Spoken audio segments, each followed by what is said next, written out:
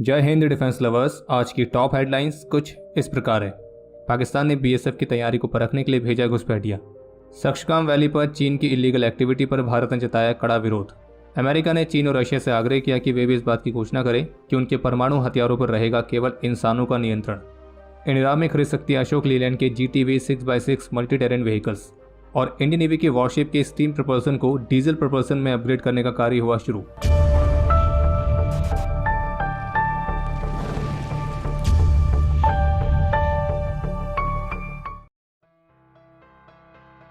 BSF officials की तरफ से दी गई जानकारी के मुताबिक कल रात को जम्मू में भारत पाकिस्तान अंतर्राष्ट्रीय सीमा के पास बीएसएफ के अलर्ट ट्रूप्स ने पाकिस्तान की घुसपैठ की कोशिश को नाकाम किया है। रिपोर्ट के मुताबिक कल रात को सांबा बॉर्डर एरिया के पास कुछ सस्पिशियस मूवमेंट को ऑब्जर्व किया गया था। फिर जिसके बाद बीएसएफ ने घुसपैठियों को फेंस की तरफ आगे बढ़ता हुआ ऑब्जर्व किया और पहले बीएसएफ की तरफ से उसको वार्निंग भी दी गई थी, लेकिन वो आगे बढ़ता रहा, जिसके परिणाम स्वरूप उसकी घुसपैठ के प्रयास को नाकाम करने के लिए बीएसएफ ने उस घुसपैठिए को होरिफाइड किया। और बीएसएफ ऑफिशियल्स का भी मानना है कि इस बात की पूरी संभावना है कि ऐसा भी हो सकता है कि जो पाकिस्तान है उसने जानबूझकर इस घुसपैठिए को इस एरिया की रैकी करने के उद्देश्य के साथ साथ हमारे ट्रूप्स की अलर्टनेस को टेस्ट करने के लिए भेजा हो। और घटनास्थल के पास तटबंध में गैप है और यहाँ पर एक गेट भी है जो कि आमतौर पर बंद रहता है।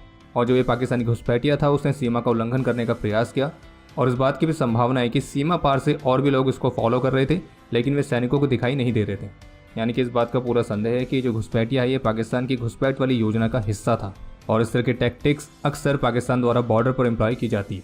और इसलिए ऐसा भी हो सकता है कि अगर ये घुसपैठ करने में कामयाब हो जाता तो बाकी के जो घुसपैठिए इसको ऑब्जर्व कर रहे होंगे तो वो भी सेम टैक्टिक का इस्तेमाल करते घुसपैठ करने के लिए।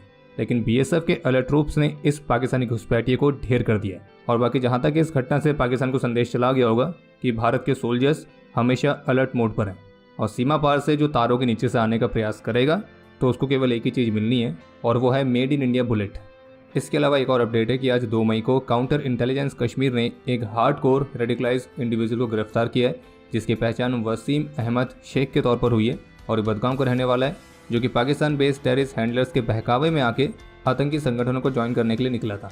और जब इससे पूछताछ की गई तो इस बात का खुलासा हुआ कि ये वर्चुअल मोड के माध्यम से पाकिस्तान बेस्ड आतंकियों के साथ कांस्टेंट टच में था और पाकिस्तान में बैठे हुए आतंकी कमांडरों ने इसको इस बात का भी आश्वासन दिया था कि आने वाले दिनों में वे इसके और इसके ग्रुप के लिए हथियार भी सप्लाई करेंगे।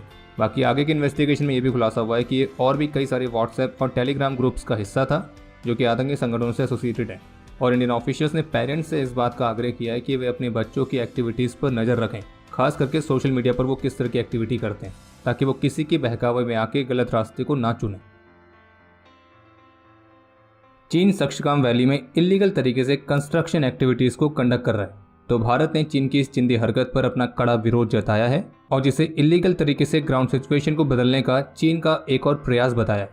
और इसी पर कमेंट करते हुए आज गुरुवार को भारतीय विदेश मंत्रालय के प्रवक्ता का साफ कहना है कि सक्शगाम वैली भारत का हिस्सा है और भारत ने कभी भी so called China Pakistan boundary pact of 1963 को स्वीकार नहीं किया, जिसमें पाकिस्तान ने अवैध रूप से इस क्षेत्र को चीन को सौंपने का प्रयास किया है। और हमने लगातार इसके प्रति अपनी अस्वीकृति व्यक्त की है और हमने जमीनी स्तर पर तथ्यों को बदलने के अवैध प्रयासों के खिलाफ चीनी पक्ष के समक्ष अपना विरोध दर्ज कराया है। और इसके साथ भारतीय विदेश मंत्रालय का ये भी कहना था कि हम अपने हितों की रक्षा के लिए आवश्यक उपाय करने का पूरा अधिकार रखते हैं। वैसे अगर किसी को सक्शगाम वैली के बारे में नहीं पता है तो उन्हें हम आसान शब्दों में बता देते हैं। जो POK है, पाकिस्तान ऑक्यूपाइड कश्मीर, उसमें 3 मेन रीजन्स आते हैं। एक रीज़न है कश्मीर का वो हिस्सा जिसे पाकिस्तान कहता है आज़ाद कश्मीर, जहाँ पे आज़ादी केवल नाम भर की है। दूसरा मेन रीज़न है गिलगिट और बाल्टिस्तान और तीसरा मेन रीज़न है सक्शगाम वैली। और जो ये सक्शगाम वैली है इसे पाकिस्तान ने अपने पिताश्री का माल समझ के चीन को उपहार में देने का प्रयास किया था। हालांकि माना कि ये पाकिस्तान के पिताश्री का ही माल है, लेकिन इसका मतलब ये थोड़ा कि बिना पिताश्री की अनुमति के आप कुछ भी कर दो। और वैसे भी पाकिस्तान के पिताश्री ने पाकिस्तान को अधिकार नहीं दिया है कि कश्मीर के ये हिस्से आप रख लो, बल्कि पूरा का पूरा जम्मू कश्मीर भारत का ही अभिन्न हिस्सा था, है और हमेशा रहेगा। पर खैर, जहाँ तक आप समझ गए होंगे कि सक्शगाम वैली वाला हिस्सा कौन सा है और जिस पर चीन इलीगल तरीके से कंस्ट्रक्शन एक्टिविटीज़ कर रहा है और इन्हीं एक्टिविटीज़ के खिलाफ भारत ने कड़ा विरोध जताया है। और जैसे कि भारतीय विदेश मंत्रालय ने कहा कि हम अपने हितों को सुरक्षित रखने के लिए सभी जरूरी उपाय कर सकते हैं, तो आप ये भी समझ सकते हैं कि जरूरत पड़ेगी तो भारत की तरफ से और किस तरह के उपाय किए जाने की भी संभावना है।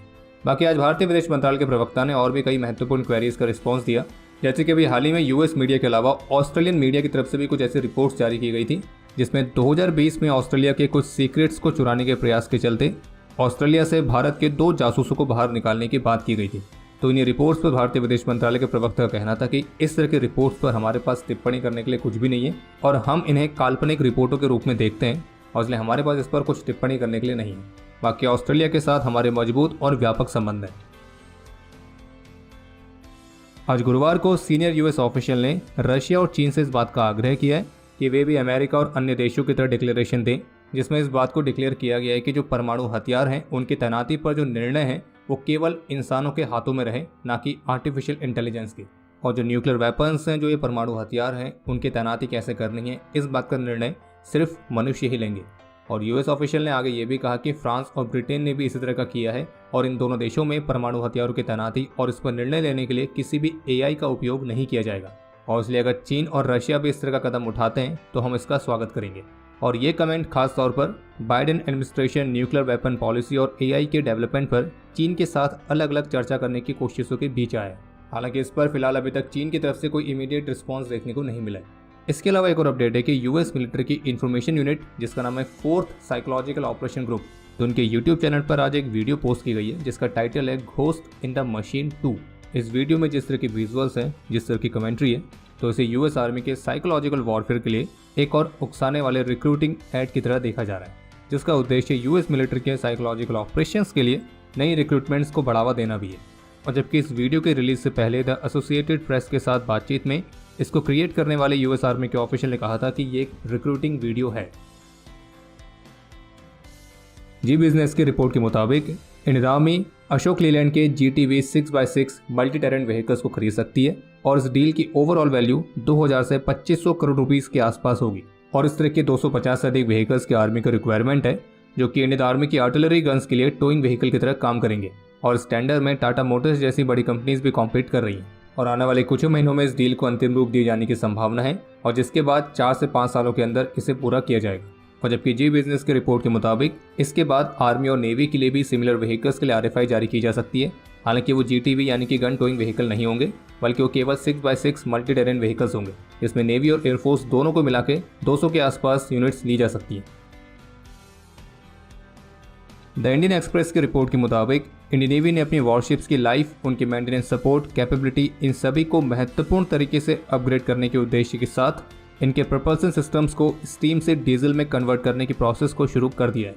और शुरुआत की गई है ब्रह्मपुत्र क्लास की फ्रिगेट INS ब्यास से और इसके प्रपल्सन सिस्टम को कन्वर्ट करने का जो कार्य है वो अप्रैल के महीने से शुरू हो गया है और इस काम को कोची शिपयार्ड लिमिटेड के कोलैबोरेशन के साथ अंजाम दिया जा रहा है। और पुरानी जनरेशन के स्टीम प्रपल्सन से डीजल प्रपल्सन में कन्वर्ट करने के साथ साथ और भी कई सारे इक्विपमेंट और सिस्टम्स हैं जिन्हें अपग्रेड किया जाएगा। और जो ये मिड लाइफ अपग्रेड प्रोग्राम है तो इसके 2 वर्षों के आसपास कंप्लीट होने की उम्मीद है।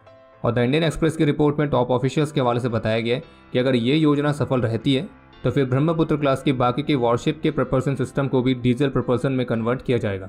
और आपको बता दें कि जो ब्रह्मपुत्र क्लास की फ्रिगेट्स हैं उसमें टोटल 3 तरह की फ्रिगेट्स आती हैं, INS ब्यास, INS बेतवा और INS ब्रह्मपुत्र। और इन 3 वॉरशिप्स के अलावा इंडियन नेवी का INS विक्रमादित्य और INS जलाश्व, तो ये 2 और वॉरशिप्स हैं जो कि स्टीम पावर्ड हैं। बाकी वॉरशिप्स के स्टीम प्रपल्सन को डीजल प्रपल्सन में कन्वर्ट करने की जो ये योजना है तो ये वॉरशिप्स की लाइफ और कैपेबिलिटी दोनों को बढ़ाएगी। जैसे कि एक बार INS ब्यास में अपग्रेड पूरा होने के बाद ये जो वॉरशिप है ये आगे 20 और वर्षों तक एक्टिव सर्विस में बनी रहेगी, वरना अगर ये अपग्रेड नहीं होता तो इस INS ब्यास को 10 से 12 वर्षों के अंदर डी-इंडक्ट किया जाता। बाकी इस रिपोर्ट के मुताबिक INS ब्यास में कैटरपिलर मरीन डीजल इंजन को लगाया जाने वाला है और ये भी संभावना है कि जो मरीन डीजल इंजन हैं ये स्वदेशी तौर पर भारत में मेकाई कैटेगरी के तहत ही बनाए जाएं। और इतना ही नहीं बल्कि सोर्सेज का ये कहना है कि अगर डीजल इंजन का विकास कार्य सफल रहता है तो फिर नेक्स्ट जनरेशन की कॉर्वेट्स के लिए 30 और इसी तरह के डीजल इंजन के ऑर्डर्स भी प्लेस किए जाएंगे। समय है आज के इतिहास का। आज के दिन 2020 में जम्मू कश्मीर के हंदवाड़ा में अपने अदम्य साहस और वीरता का परिचय देते हुए कर्नल आशुतोष शर्मा, मेजर अनुज सूद, नायक राजेश कुमार, लांस नायक दिनेश सिंह और SI सागिर अहमद क्वाजी ने अपना सर्वोच्च बलिदान दिया था। कर्नल आशुतोष शर्मा को मरणोपरांत सेना मेडल से और मेजर अनुज सूद को मरणोपरांत शौर्य चक्र से सम्मानित किया गया। आज के दिन 1999 में असम में अपने अदम्य साहस और वीरता का परिचय देते हुए मेजर रमन दादा वीरगति को प्राप्त हुए थे और इन्हें मरणोपरांत कीर्ति चक्र से सम्मानित किया गया। और आपके लिए आज का प्रश्न ये है कि भारत की उस टेक्नोलॉजी डेमोन्स्ट्रेटर वेसल का नाम क्या है जो कि इलेक्ट्रिसिटी पावर्ड है। और अब समय है आज के टॉप 3 कमेंट्स का, जो ये रहे आपकी स्क्रीन पर।